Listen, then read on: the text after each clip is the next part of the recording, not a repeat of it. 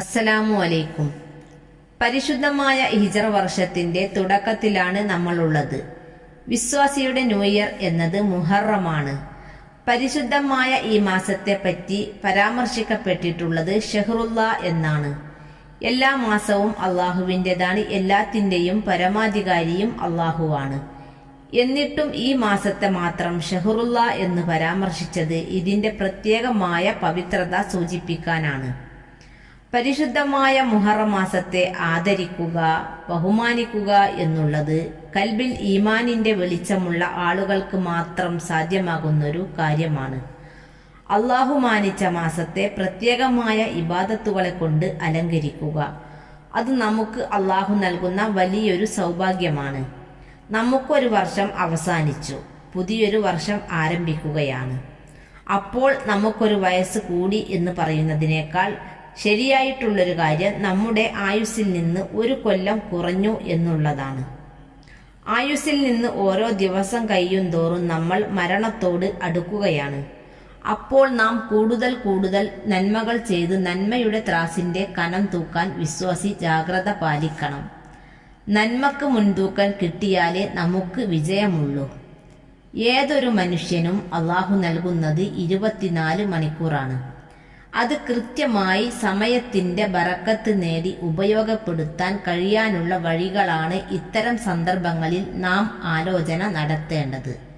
മുത്തുനബി സല്ലല്ലാഹു അലൈഹി വസല്ലം പറഞ്ഞു, കാലം മുഴുവൻ വിശ്വാസി കഠിന പരിശ്രമം നടത്തിയിട്ട് ഹൈറായ കാര്യങ്ങളെ തേടിപ്പിടിക്കണം.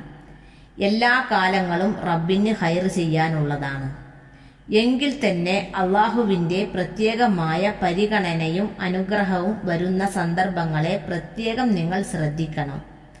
അള്ളാഹു ചില പ്രത്യേകമായ കാരുണ്യവും അനുഗ്രഹവും കൊടുക്കുന്ന സന്ദർഭങ്ങളുണ്ട്. അത് പ്രത്യേകം കണ്ടെത്തിയിട്ട് നിങ്ങൾ ഉപയോഗപ്പെടുത്തണം. അത് അള്ളാഹുവിൻ്റെ അടിമകളിൽ നിന്ന് പ്രത്യേകം തൗഫീക്ക് കിട്ടിയ ആളുകൾക്കേ കഴിയുകയുള്ളൂ എന്ന് മുത്തുനബി പറഞ്ഞു. വിശ്വാസികളായ ചില ആളുകൾ മുഹറം മുഴുവൻ നോമ്പെടുത്തുകൊണ്ട് പുതുവർഷത്തെ വരവേൽക്കുന്ന ഒരു വിഭാഗമുണ്ട്.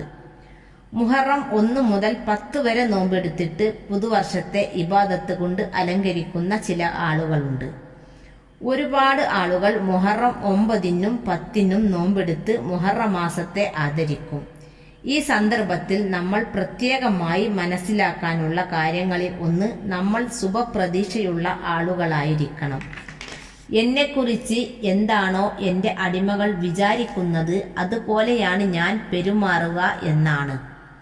അതുകൊണ്ട് പ്രതീക്ഷയോടുകൂടെ റബ്ബിനെ നമ്മൾ വീക്ഷിക്കണം. അങ്ങനെ മനസ്സിൽ പ്രതീക്ഷ വരണമെങ്കിൽ അള്ളാഹു പറഞ്ഞ കാര്യങ്ങളെല്ലാം കൃത്യമായി ചെയ്യാൻ നാം ജാഗ്രത പുലർത്തണം. ഈ പുതുവർഷ തുടക്കത്തിൽ ഒരു നിസ്കാരവും ഖളാ ആക്കില്ല. അതുപോലെ തന്നെ ഹറാമിലേക്ക് പോവില്ല. യാതൊരു ശ്രദ്ധയുമില്ലാതെ സമയം ദൂർത്തടിക്കുന്നവരുടെ കൂട്ടത്തിൽ ഞാൻ ഒരിക്കലും പെടില്ല എന്ന തീരുമാനം എടുക്കാൻ നമുക്ക് കഴിയണം. ഒരുപാട് ഫത്ഹുകൾ അള്ളാഹു തന്ന മാസമാണ് മുഹറം മാസം. ഈ സന്ദർഭത്തിലാണ് ക്രൂരനായ ഫിർഔനിൽ നിന്ന് മൂസ അലൈഹിസ്സലാത്തു വസ്സലാമിന് അള്ളാഹു തആല മുക്തി നൽകിയത്. കൂടെയുള്ള യാത്രക്കാരൊക്കെ എല്ലാവരും കൂടി തീരുമാനിച്ച് യൂനുസ് നബി അലൈഹിസ്സലാത്തു വസ്സലാമിനെ വെള്ളത്തിലേക്ക് വലിച്ചെറിയുന്നു. അപ്പോഴും യൂനുസ് അലൈഹിസ്സലാത്തു വസ്സലാം നിരാശപ്പെടുന്നില്ല.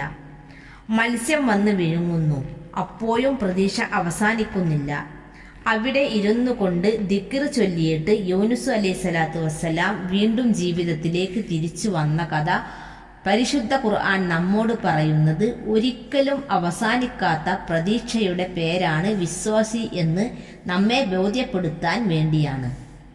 സഹോദരന്മാർ എല്ലാവരും കൂടി കൊച്ചു കുഞ്ഞായ യൂസുഫ് അലൈഹിസ്സലാത്തു വസ്സലാമിനെ കിണറ്റിലേക്ക് വലിച്ചെറിയുന്നു.